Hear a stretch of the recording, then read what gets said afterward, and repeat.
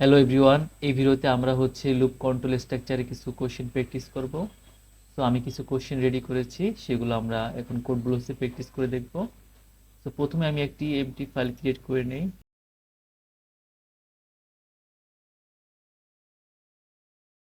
এখন আমরা বেসিক স্ট্রাকচারটা লিখে নিই।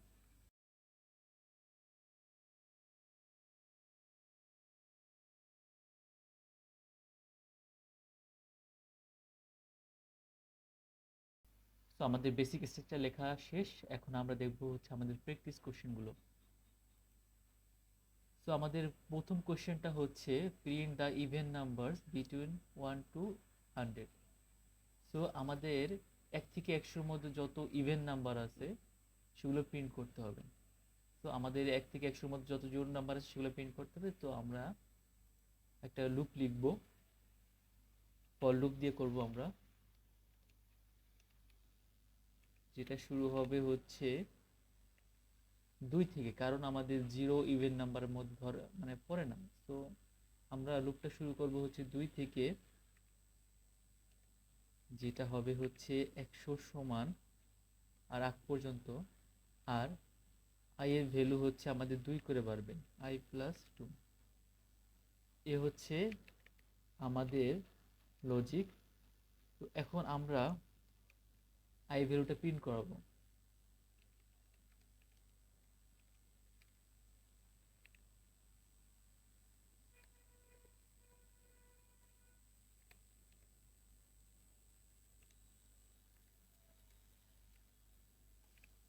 এখন যদি এটা আমরা রান করে দেখি, তখন আমাদের 1 থেকে 100-র মধ্যে যত ইভেন ভ্যালু আছে সেগুলো প্রিন্ট হয়ে গেছে। আমরা একটু গ্যাপ দিয়ে দিই, তাহলে আমাদের দেখতে সুবিধা হবে, বুঝতে সুবিধা হবে। 2 4 6 থেকে শুরু করে 100 পর্যন্ত আমাদের যত ইভেন নাম্বার আছে সেগুলো প্রিন্ট হয়ে গেছে। এই ছিল আমাদের প্রথম কোশ্চেনটা। আমরা চাইলে অডও করতে পারতাম। তো আমরা যদি অড করতে চাইতাম, সেক্ষেত্রে আমাদের 1 থেকে শুরু হতো আর 1+2 হতো। তো আমরা যদি প্রিন্ট করে দেখতাম, তখন দেখতে পারতাম 1 থেকে শুরু হয়েছে এবং 99 পর্যন্ত গিয়েছে। তো এইভাবে আমাদের অড নাম্বারগুলো প্রিন্ট করব 1 থেকে 100 পর্যন্ত। এখন আমরা সেকেন্ড কোশ্চেনটা দেখব। আমাদের সেকেন্ড কোশ্চেনটা print the number between 100 to 200 which are completely divisible by 3 and 5। মানে আমাদের 100 থেকে 200-র মধ্যে যত সংখ্যা আছে যেগুলো 3 দিয়ে ভাগ যাবে এবং 5 দিয়েও ভাগ যাবে, এন্ড অর না, কিন্তু এন্ড, তো সেগুলো আমাদের প্রিন্ট করতে হবে। সো আমাদের ফর লুপ দিয়ে করব আমরা।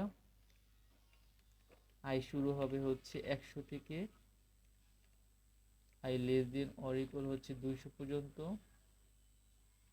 আর আই প্লাস প্লাস। এখন আমরা একটা কন্ডিশন দেব, যে ইফ আই এর যে ভ্যালুটা মডুলাস 3, মানে ইফের যদি আই এর ভ্যালুটা তোমার 3 দিয়ে ভাগশেষ করা যায় এবং ভাগশেষ যদি শূন্য হয়, এবং শর্ত যদি এন্ড দেওয়া আছে, এন্ড আই মডুলাস 5 ইকুয়ালস 0, অর্থাৎ 3 দিয়ে ভাগ করার পর যদি ভাগশেষ শূন্য হয়, মানে কি, তাহলে 3 দ্বারা বিভাজ্য। আবার 5 দ্বারা ভাগ করার পর যদি ভাগশেষ শূন্য হয়, তাহলে কি 5 দ্বারা বিভাজ্য। মডুলাস কিন্তু ভাগ না, মডুলাস কত দ্বারা বিভাজ্য। মডুলাস মানে এটা ভাগ করার পরে কত অবশিষ্ট থাকে, সেটা আমাদের মডুলাস। এখন যদি আমরা আই এর ভ্যালুটা প্রিন্ট করে দেখি,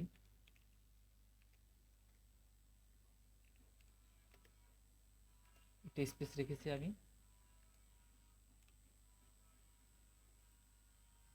তখন আমাদের 105, 120, 135 এই নাম্বারগুলো যেগুলো 3 প্লাস 5 দুইটা দ্বারাই বিভাজ্য। তো আমাদের নাম্বারগুলো চলে এসেছে 101, 120, 135। তো এই আমাদের সেকেন্ড কোশ্চেনটা ছিল। এখন থার্ড কোশ্চেনটা একটু দেখে।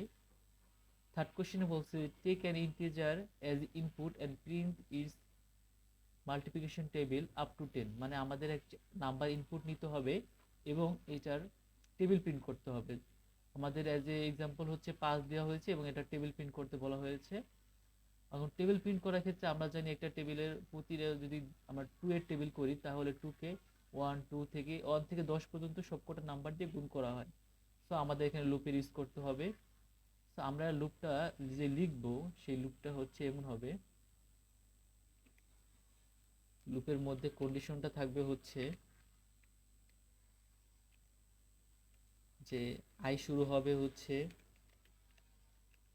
তোমার 1 থেকে, যেহেতু আমরা 1 দিয়ে গুণ করি, এবং যাবে হচ্ছে 10-এর আগ পর্যন্ত এবং সমান, এবং আই এর ভ্যালু হচ্ছে 1 করে বাড়বে। এ হচ্ছে আমাদের লুপটা তৈরি হয়ে গেছে। এখন বলছে আমাদের ইউজার থেকে ইনপুট নিতে হবে, তো আমরা একটা ইনপুট নিয়ে নেই, যেমন ইন্ট নাম্বার নামে একটা ভেরিয়েবল ডিক্লেয়ার করলাম, এটা আমরা ইউজার থেকে নিব।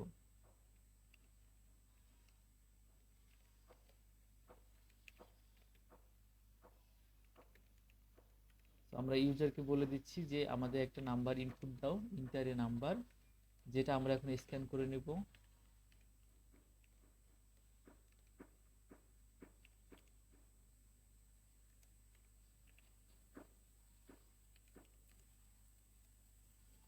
সো এই হচ্ছে আমাদের নাম্বারটা আমরা স্ক্যান করে নিয়েছি। এখন আমরা লুপের মধ্যে কি করব, আমরা লুপের মধ্যে হচ্ছে এই নাম্বারের সাথে এই আয়ের ভ্যালুটা গুণ করব, মানে প্রথমে আয়ের ভ্যালু হবে 1, তো আমার যদি 5 ইনপুট দেয় 5 এর সাথে 1 গুণ হবে, তারপর 5 এর সাথে 2 গুণ হবে, এভাবে যত আয়ের ভ্যালু বাড়তে থাকবে এবং নাম্বারের সাথে আমাদের গুণ হতে থাকবে। তো আমরা প্রিন্টএফে কি লিখতে পারি, প্রিন্টএফ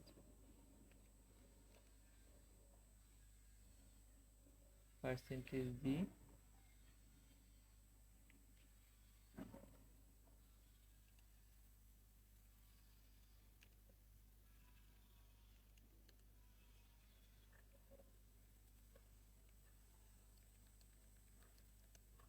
আই গুণন হচ্ছে নাম্বার। এখন আমরা প্রিন্ট করে দেখি, আমরা নাম্বার দিলাম হচ্ছে 5, 5, 10, 15, 20, মানে আমাদের 5-এর টেবিল প্রিন্ট হয়েছে।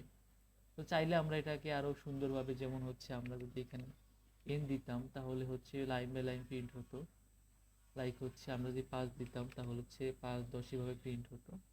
তো আমরা চাইলে জিনিসটাকে আরো সাজিয়ে করতে পারতাম। এই হচ্ছে আমাদের থার্ড কোশ্চেনটা, টেবিল প্রিন্ট করা। আমরা চাইলে অন্য কোনো নাম্বার দিতে পারতাম, যদি 2 দিতাম তাহলে 2 এর টেবিল প্রিন্টটা হতো।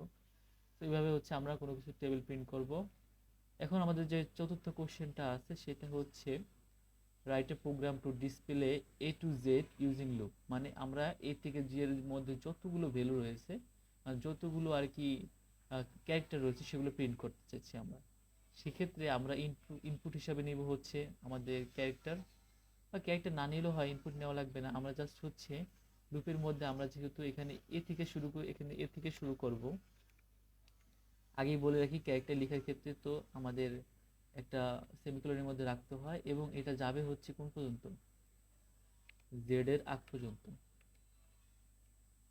এবং আই প্লাস প্লাস হতে থাকবে।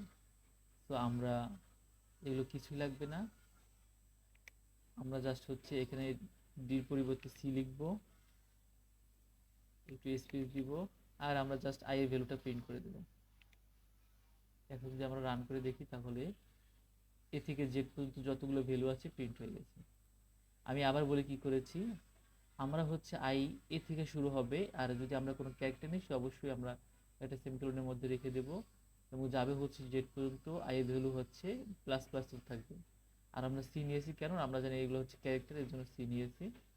আরেকটা বিষয় আছে, সেটা হচ্ছে আমাদের প্রতিটা এই ক্যারেক্টারেই বড় হাতের হোক আর ছোট হাতের হোক সবগুলো কিন্তু একটা ভ্যালু আছে, অ্যাস্কাই ভ্যালু বলে।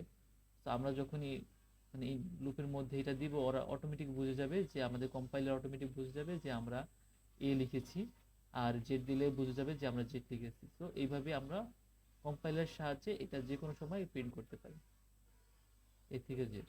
এ হচ্ছে আমাদের 4টা কোশ্চেন আপাতত। নেক্সট ক্লাসে আমরা আরো কিছু কোশ্চেন প্র্যাকটিস করব। আজকে এ পর্যন্তই।